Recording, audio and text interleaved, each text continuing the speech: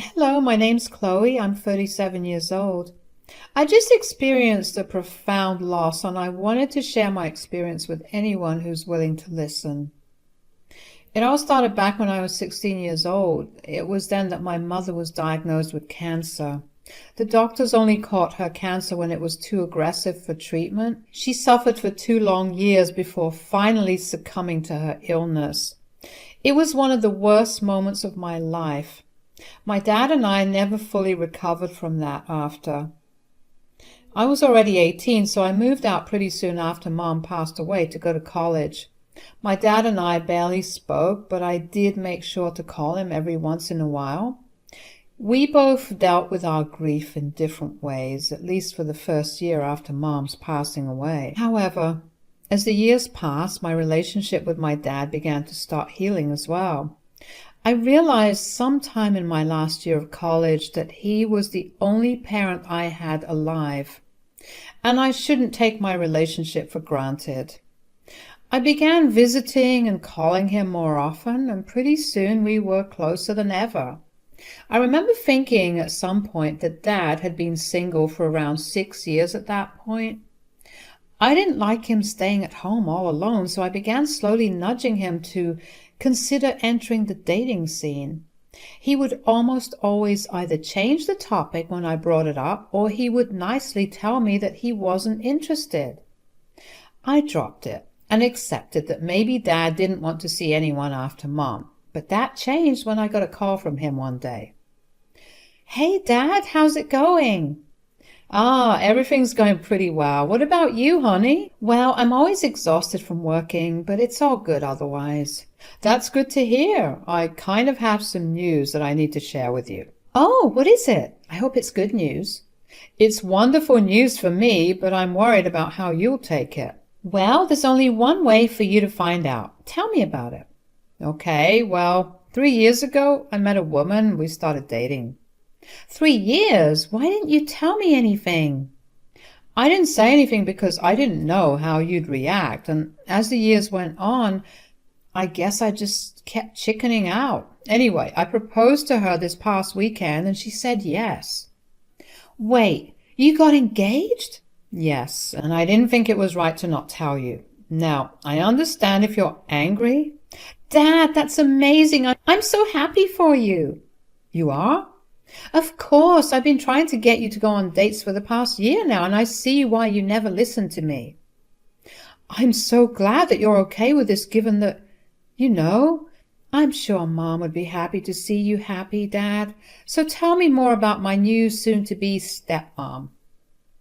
Turned out that my soon-to-be stepmother had a daughter of her own. Dad had met her through work, and just like him, she was also struggling to get through the loss of her husband. They got along because of their common grief, and one thing led to another, and they fell in love. I was happy for my dad, and I was genuinely excited to meet my stepmom. Dad invited me over to dinner so I could meet my stepmom and her daughter, Bella. Dinner was nice, and my stepmom seemed lovely. Bella, however, was a little aggressive. She refused to speak to me or even acknowledge that I was there. I was a little put off by that, but Dad explained to me later on that Bella was still upset that her mom was getting married and would take some time to get used to it. I didn't mind anyway because I was pretty well settled at that point. I no longer lived with Dad and I had my job, so how Bella treated me didn't matter to me. I only interacted with Bella a handful of times, and one of them was the wedding. At the wedding, I was tasked with keeping an eye on her because she tried her best to sabotage it and cause a scene. Needless to say, she did not like me after that. The other person I interacted with at Dad's wedding was Nana Clara, Bella's grandmother on her late dad's side. Nana was a sweet woman who was happy to talk to whoever tried to engage her in conversation. I spent a little while talking to her, and that was the first time we formally interacted with each other. After the wedding, Dad and stepmom would host family dinners once a month where all close family members were invited. It was then that I got introduced to more of my stepmom's family. I got along well with them, but I never really had a proper relationship with them outside of those family dinners. Anyways, Tragedy struck one day when Nana's husband passed away. She was inconsolable, especially after having lost her son just a few years before that. Her depression and grief caused her health to deteriorate pretty quickly, and she needed someone to look after her. Initially, Nana's brother opted to look after her, but eventually decided that she was too much work, so he wanted someone else to look after her. By this time, Bella had also moved out of the house and had a job of her own. My dad and stepmom had sold the house that they had and downsized to an apartment. They had no place for Nana. Nana was willing to go to an old age home and my dad was willing to pay for it, but Bella stepped in and begged Nana to let her take care of her. Nana reluctantly agreed, and so she stayed with Bella for the next 2 years. Again, I met them at family gatherings and such, but I never actually asked how things were going. I was technically in no way related to Nana at all, so I didn't think it was my place to say or ask anything. But from what I could see, they seemed happy. I was wrong. Exactly 2 years after Bella asked to take care of Nana, she got tired of her. She began asking other family members if they'd be willing to take Nana in, but none of them wanted to. My dad and stepmom had moved all the way to Europe by this time because they wanted to enjoy their years of retirement, so they were completely out of the question for help. Once again, I didn't say anything because I didn't think it was my place to. But Bella didn't mind because she showed up at my place with Nana one day out of the blue. "Oh, hi Bella and Clara, what brings you here?" "Look, I don't have much time, but I need you to do me a favor." Sure, what is it?" "I've been stuck taking care of my grandmother. It's been hell." "Bella, she's right here. How can you say something like that?" "Oh, please, she knows how much of a hell she's raised. You know how I never wanted kids, right?" "Yes, but your grandmother is not a child." "Well, she sure acts like one. There's no time for myself in the day, and she's constantly crying about something or the other." "Well, she's old and sick. It's expected of her." "Whatever. I'm tired of her." "Who cares? You took up the responsibility of taking care of her. If I remember correctly, you insisted on taking care of her." "Of course I did. Have you seen her wealth? I figured that if I took good care of her, she'd leave me her inheritance. She's refused to show me her will, so I didn't even know if I was on it. Taking care of her was the best way to ensure that I'd at least get something." "Bella, that's really disgusting. Do you not love her at all?" "I do, but there's only so much that I can love her. She's a pain in the neck, and I want nothing more to do with her." "So you took care of her for the past 2 years for nothing?" "Oh, no. I know she changed up her will again in those years. Since then, I've limited all her contacts with lawyers, so I know that she won't change it." "You're sick. I hope you know that." "I don't care. I'll be back to claim my inheritance when this crone's time is up." "Bella!" "Chloe, it's okay. Let her go. Could you just let me in for a few hours so I can arrange a place for me to stay?" "Absolutely not, Nana. You'll stay with me. You may not be my blood relation, but you're still family." "Thank you so much, Chloe." I was beyond upset at what Bella did. How could she be so disrespectful? Nana looked upset, but she tried her best to smile at me. I gently ushered her into my home. I lived in a pretty small apartment, and I didn't have much. I will admit that I was pretty worried about how I'd take care of the both of us, but I figured that things would just work themselves out. I gave Nana the spare room I had and helped her settle in, and for the next week or so Nana didn't say a word. I let her be because I felt like she would need her time processing what had just happened. Eventually, I did ask her what she was feeling. "Do you want to talk about what you're feeling, Nana?" "Yeah. I'm sorry I've been such a mess. Things have just been going downhill after my husband died. I couldn't cope with the loss both physically and mentally. I've become a burden on everyone in my family. I don't know what to do with myself." "Hey, you're not a burden. You've been dealt the worst of cards and you're trying your best to cope, and that's okay." "It may be okay to you, but you weren't the one abandoned by your family." "I may not have been abandoned, but I can tell you that whoever abandoned you, whether it be Bella or anyone else before her, were the ones that were the problem. As your family, they should have taken care of you, or at the very least made arrangements to make sure you were taken care of." I guess I can see your point, but I'm still a burden to you now." "Nana, you are not a burden. I'm glad that I'm able to take care of you. At least this way I know that you're in good hands." "But you should be living your own life. I barely even got to know you. You were all grown up and out of the house when my daughter married your dad. You shouldn't be responsible for someone who's virtually a stranger." "Well, I regret not getting to know you earlier, but now we have all the time in the world to get to know each other fully. And just because I'm taking care of you, it doesn't mean that I'm not living my life." "All right, but if you need me to leave at any moment, do tell me, but give me some time beforehand so I can make my own arrangements." "Sure, but that won't happen, and I can promise you that it's not because I want any of your money. I just want to make sure that you live the rest of your life to the best." "Oh, thanks a lot, sweetie. But speaking of inheritance, I need to get in touch with my lawyer." "Didn't Bella say that she got in between you and your lawyer?" "Yeah, well, she got in between only one of them. When you live long enough and have witnessed enough family fights around inheritance, you learn to work your way around it happening in your own family." "Oh, wow. Okay. Is there any way for me to help you out?" "I will need you to run around a little and make some calls. I'll also need you to be okay with my lawyers coming over to your place so I can talk to them."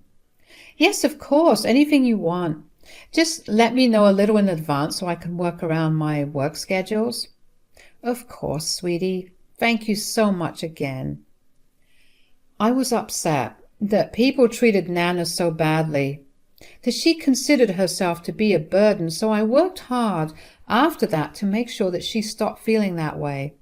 The last thing I wanted her to feel was that. Even on days that I was really tired and wanted nothing more than to just sleep, I stayed by her side and did everything she asked of me.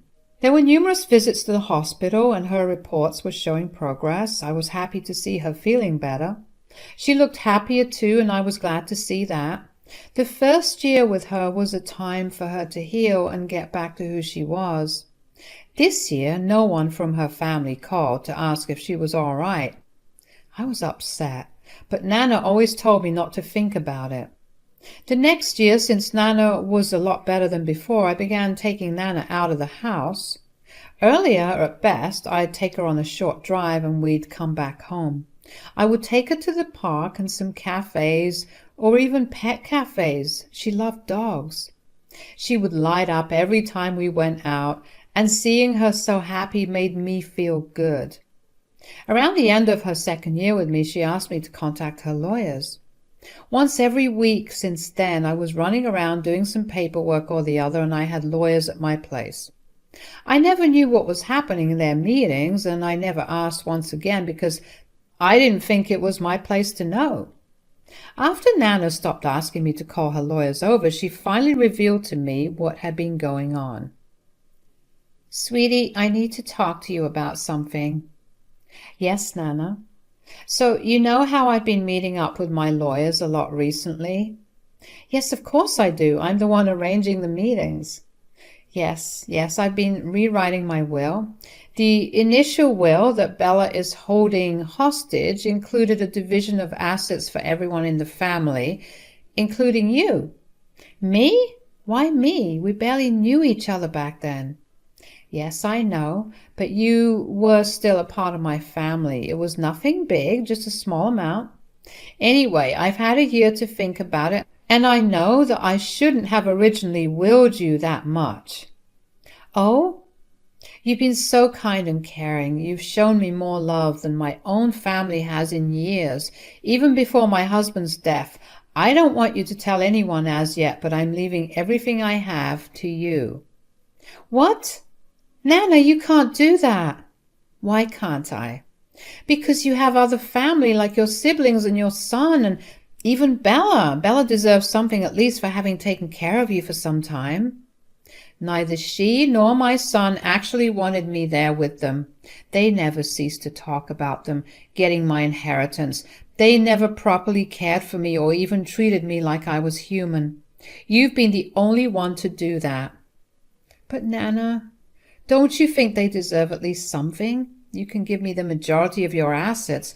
I just don't want them to speak ill of you after you are not here anymore."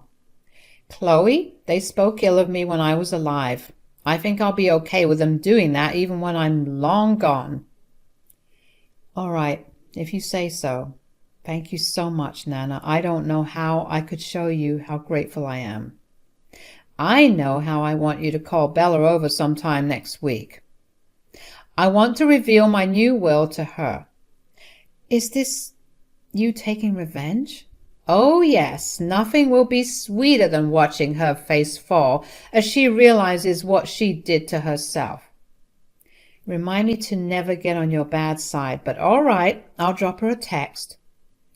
I was genuinely surprised that Nana wanted to leave me everything she owned. I had never wanted any of her wealth. I was just happy to have someone in the house with me, someone to talk to and someone who would listen to me. I will be honest and say that the inheritance would help me out a lot, but I didn't care about that. I texted Bella and told her that Nana wanted to meet her. It took her 2 weeks to respond and tell me that she'd be there the coming weekend. I was genuinely surprised that she even responded.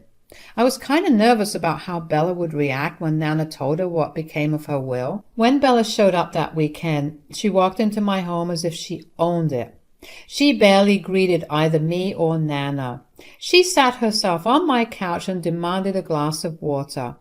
I gave her a glass of water and I sat on the couch. The three of us were silent for a minute and I could feel the awkward tension just rising with every second. And finally Bella broke the silence. "So I see the old hag is still not dead."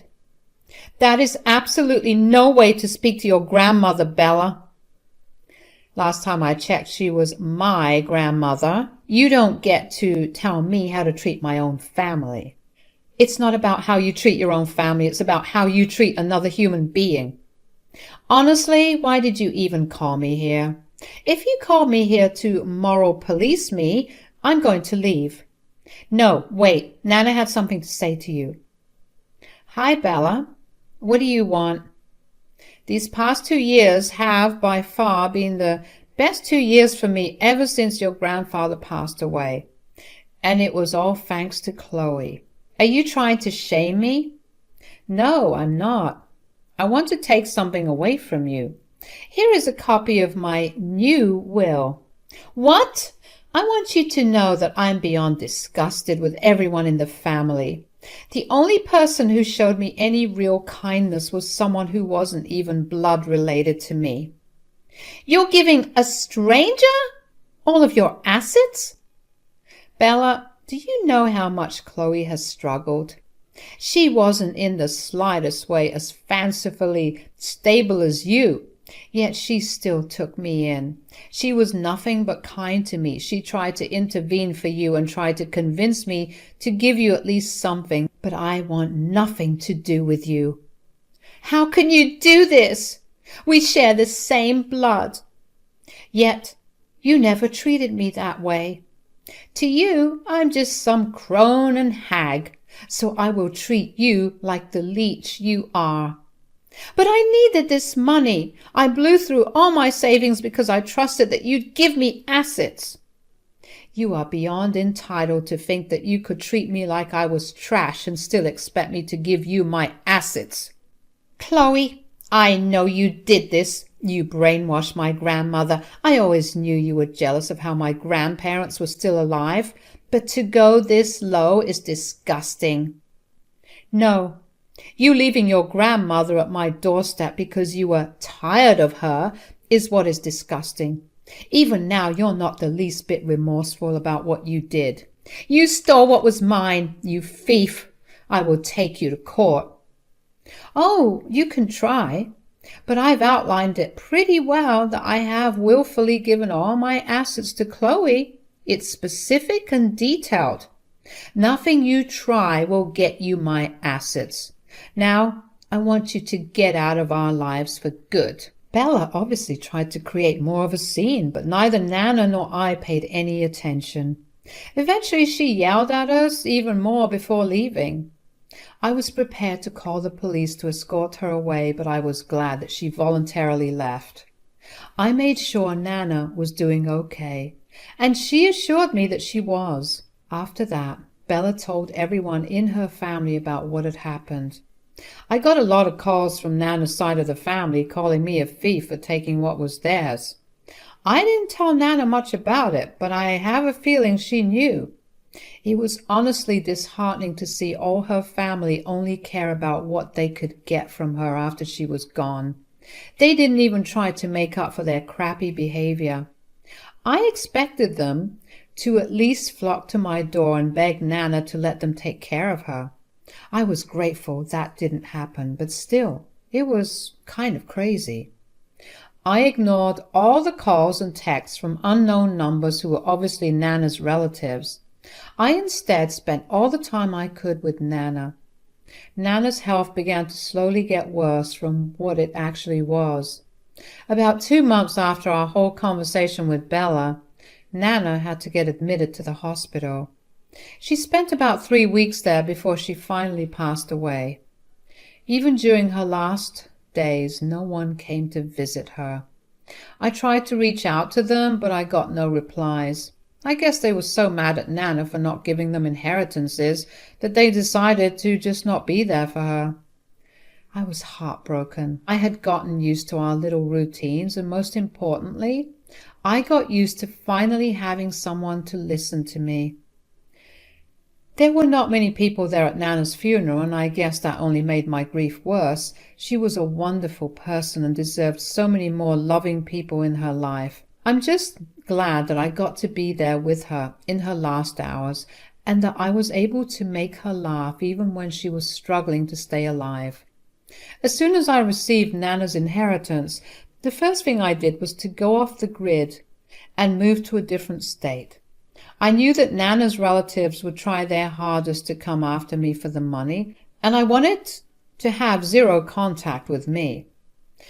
I've been using my inheritance to make donations to old age homes and charitable organizations that deal with elder abandonment. It feels like the only right way to honor Nana's life. It's been a few months since Nana passed away, and I'm still processing all the grief. But every day is beginning to get a little better.